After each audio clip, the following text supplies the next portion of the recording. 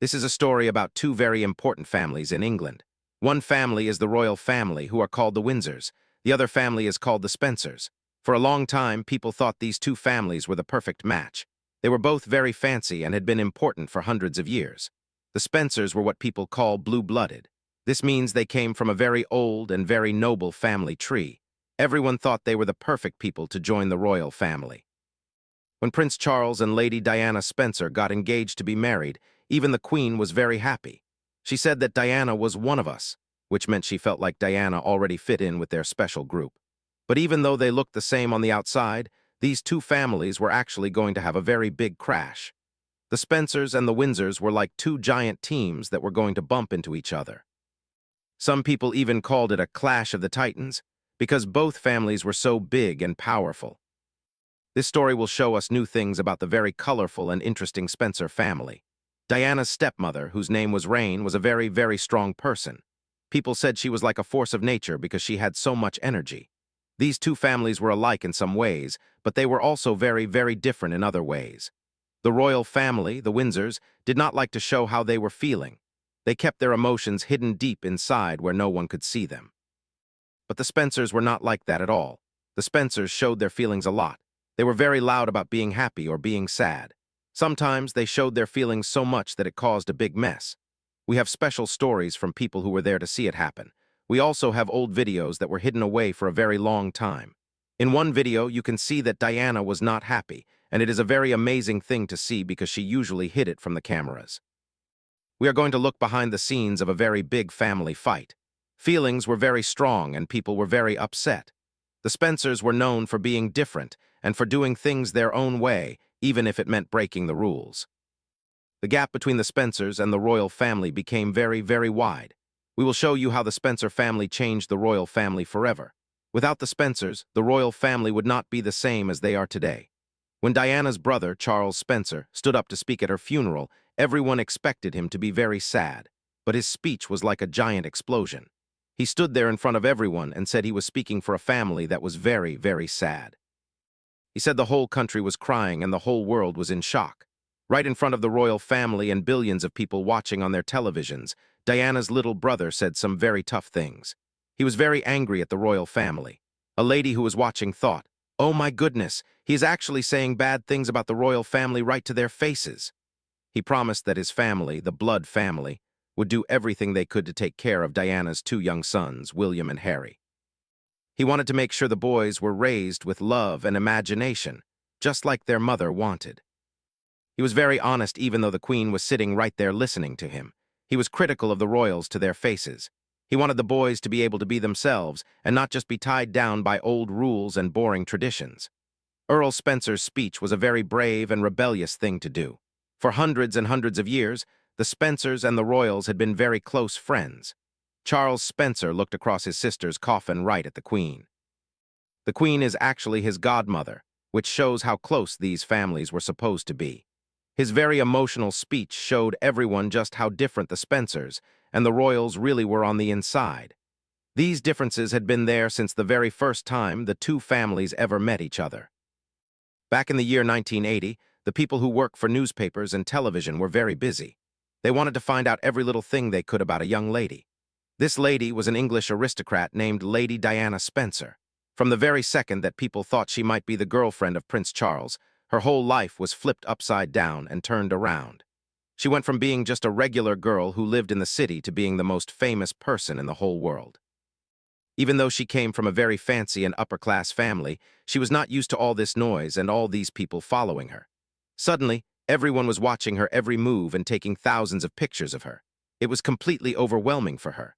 While the rest of the world was just starting to learn her name, the royal family already knew her very, very well. They had been friends with her family for a long, long time. Because she was a Spencer, everyone thought she would be a perfect person to marry the man who would one day be the king. Diana came from a truly fancy family. The Spencer family goes back for many hundreds of years. They have been an important part of the noble people in England for a very long time. The Spencers became very important way back in the 15th century. They made a whole lot of money from farming and sheep, and then the king gave them a special title. For the next 300 years, the Spencers were always hanging out at the royal palaces. In almost every generation, you can find a Spencer who was a close friend to a royal person. Both of Diana's grandmothers worked for the Queen Mother as special helpers. In many ways, Diana was even more royal than the royals themselves. She could trace her family all the way back to King Henry VIII and King James I. Her family was very, very grand. Diana was very proud of where she came from. She even used to call the royal family the Germans as a little joke. This was because her family had lived in Britain much longer than the royals, who moved there from Germany a long time ago. Her family felt like they were just as important as the royals, or maybe even more important because they had been in England longer. Many years later, the families were still very close. Diana was not even the first person in her family to date the prince. In the year 1977, Prince Charles was actually dating Diana's older sister, whose name was Sarah. They went on a trip to the Spencers' big house called Althorpe to go hunting. Sarah had bright red hair and a very, very strong personality. She knew exactly what she liked and what she wanted. She was a very fiery person.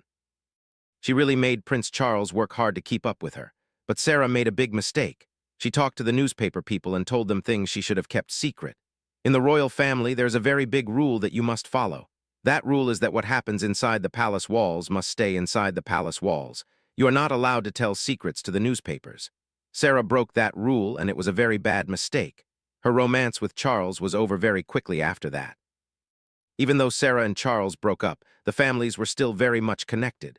Diana's father was a man named Johnny Spencer. He was a very polite man who always followed the rules. He had a job helping the Queen when she went on a very long trip to Australia a long time ago. Some people thought Johnny was not very smart. His old boss in the army even said that if his pants were on fire, it would take him 10 minutes to notice. But that did not really matter because he had very good manners. He was always very nice and he loved the royal family very much. For most of the time Diana was growing up, the Spencers lived right next door to the Queen's house at Sandringham. Diana lived in a place called Park House. She was already part of that fancy world. She used to go over to the big house to play with Prince Andrew. They were almost the same age. One of the nannies even remembers seeing the Queen crawling on the floor to play hide and seek with Diana and Andrew. Diana's grandmother and the Queen Mother even made a plan together.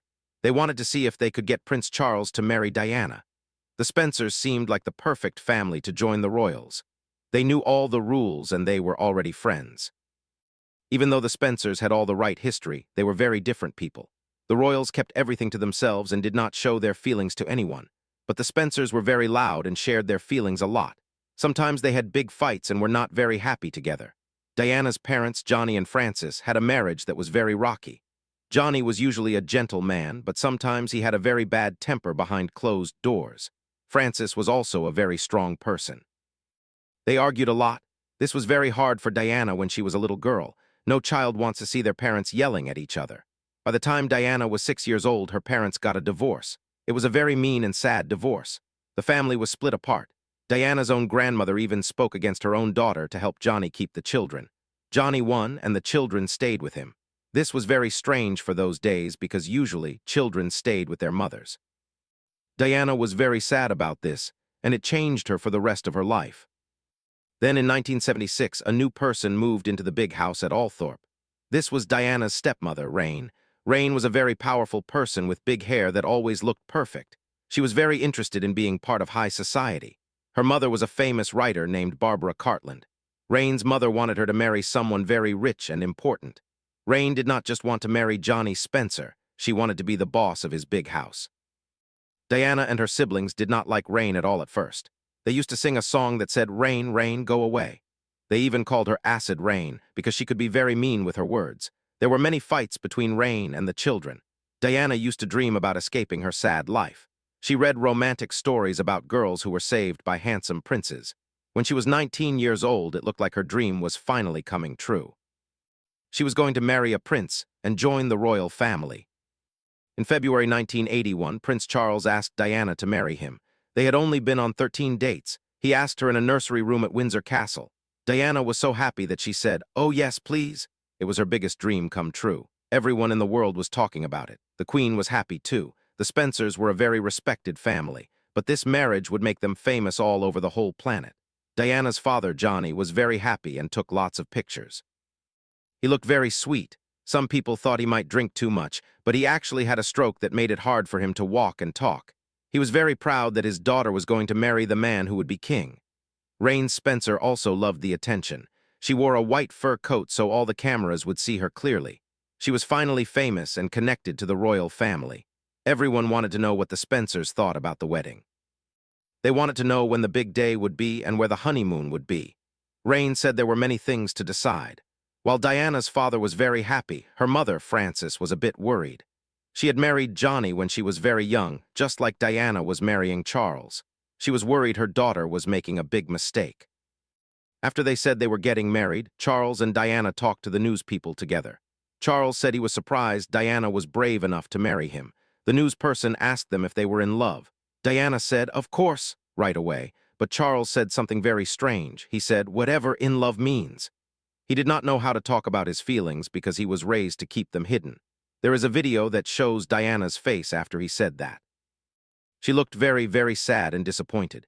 You can see the light go out in her eyes. She had to act like a royal and keep her feelings inside, even though she was a Spencer. Before the wedding, Diana moved into Buckingham Palace. The royals wanted to keep her safe from the cameras. It was a chance for her to get to know her new family. Diana wanted a stable and loving family because her own parents' divorce was so hard on her, but living in the palace was a big shock. It was very quiet and lonely. The Queen and Prince Philip were there, but royals do not just visit each other for fun. Diana felt very alone. She even wanted to stop the wedding, but her sisters told her she couldn't. They said her face was already on all the souvenirs, so she had to go through with it. The whole world watched the wedding. People wanted to see the big white dress and see if Diana's father could walk her down the aisle. Johnny Spencer had a hard time walking because of his stroke. The steps at the church were very steep and dangerous. It took him a long time to walk down the very long aisle. He worked very, very hard to do it for his daughter. Diana helped him walk. When they got to the front, he stood in the wrong place for a bit because he was tired. Finally, Diana became a member of the royal family. The Spencers and the Windsors were now tied together forever. The happy couple went on a honeymoon, but they spent a lot of time with Charles's family. That was not a great start to a marriage. Soon, everyone saw that they were very different people. Diana showed when she was unhappy, but the Queen did not like that at all. The Queen thought Diana should just be tough and not show her feelings. Then, Prince William was born in 1982. This meant the Spencer family blood was now in the future King of England. Diana's family was the first to see the baby. The Queen was happy too, but she made a joke about the baby's ears looking like his father's ears. Johnny Spencer was a very happy grandfather. Then the Queen came to visit the Spencer house for tea. Reign Spencer worked very hard to make sure everything was perfect. She even had the whole house painted. But the Queen arrived when it was dark outside, so she couldn't even see the new paint. Still, the meeting went well. In 1984, Prince Harry was born. He had red hair, just like many people in the Spencer family. Charles noticed it right away. But Charles did not stay long after the baby was born. He went to play a game of polo. This was not what Diana wanted her family life to be like. At Prince Harry's christening, the families had a big argument. Charles said he wished Harry was a girl. Diana's mother was very angry about this because she had lost a baby boy before. She told Charles he should be very happy that the baby was healthy. Charles was very surprised because people usually do not argue with him or talk back to him. Diana was also very worried about a lady named Camilla. She thought Charles still loved Camilla and was seeing her. Diana started to feel very sick and she cried a lot. Charles did not know how to help her at all. The royals thought the Spencers were very difficult people. The royals tried to help the marriage stay together, but it was not working. By the early 1990s, everyone could see they were very unhappy. Diana's father died in 1992, which made her very, very sad. Then a book came out that told all the royal secrets. This was a big shock to everyone. Finally, in 1992, they decided to separate and live apart. Diana stayed close to her sisters during this time. In 1996, they finally got a divorce. The Queen told them they had to do it. It was the end of the fairy tale. Diana lost her royal title and she had to find a new way to live her life. In the summer of 1997, Diana was dating a man named Dodi Fade. Her family was not very happy about it, but Diana became close friends with her stepmother, Reign, during this time. They both felt like outsiders who did not belong. Then a terrible thing happened. Diana was in a car crash in Paris and she died. It was a very, very sad time for the whole world. Her mother and siblings were in shock. Prince Charles went to Paris to bring her body back home to England. The Spencers and the royals had a big fight about the funeral. They argued on the phone about how to say goodbye. Funeral was very big and very sad. 1 million people were in the streets of London. Diana's young sons, William and Harry, had to walk behind her coffin. This was a royal rule, but it was very, very hard for them because they were just boys. Then, Charles Spencer gave his big speech.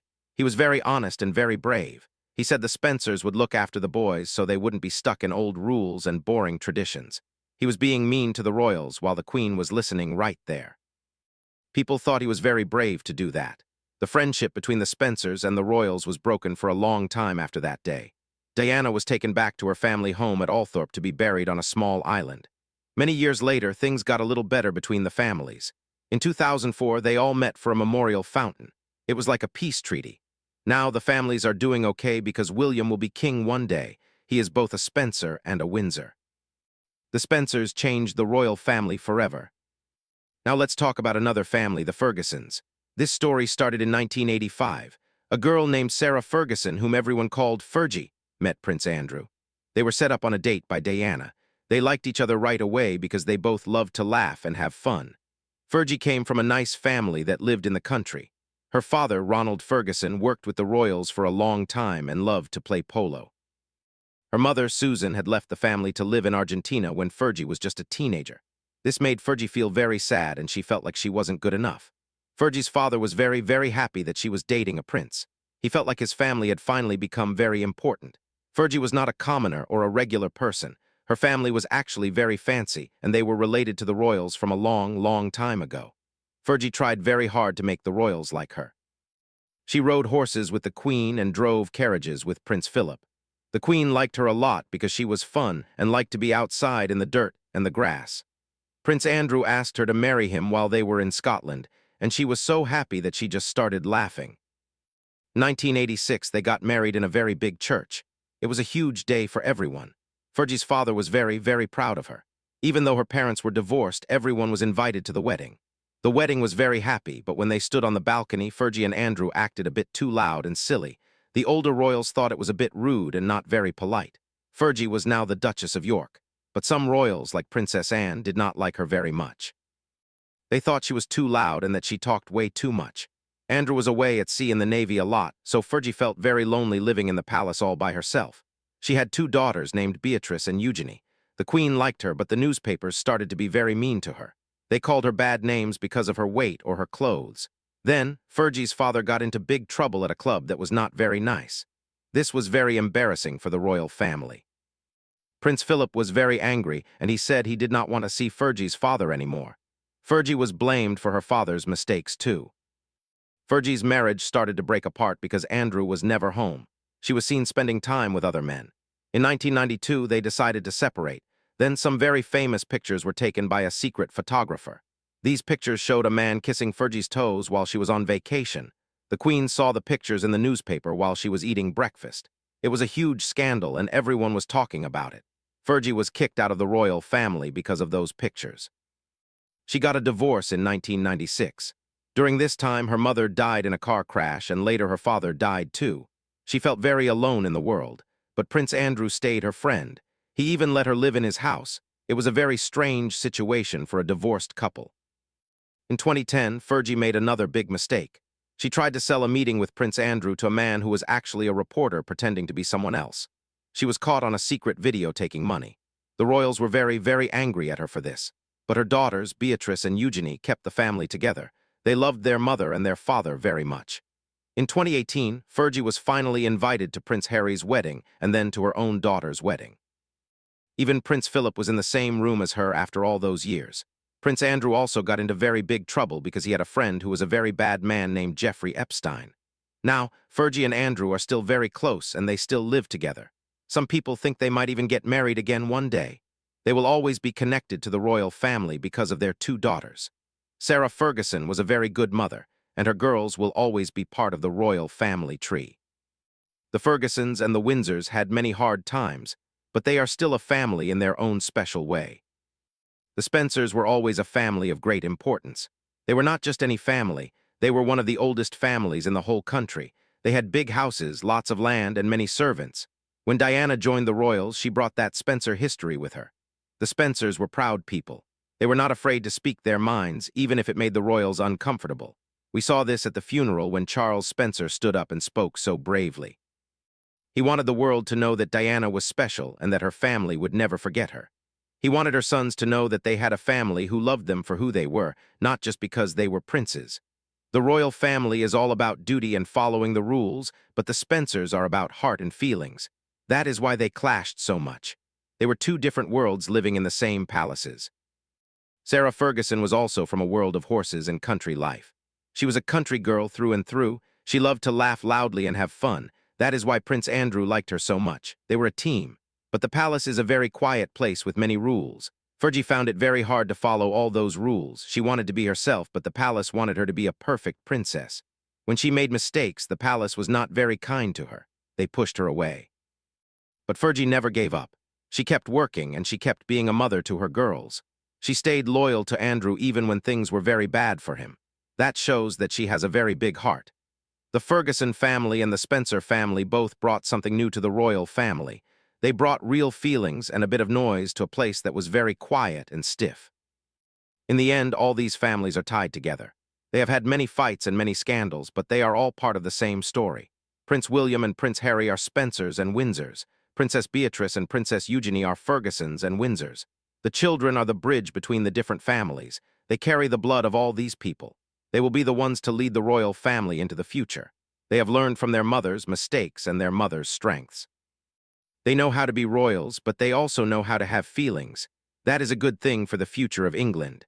The Spencers and the Fergusons may have caused some trouble, but they also brought a lot of love and a lot of life to the House of Windsor.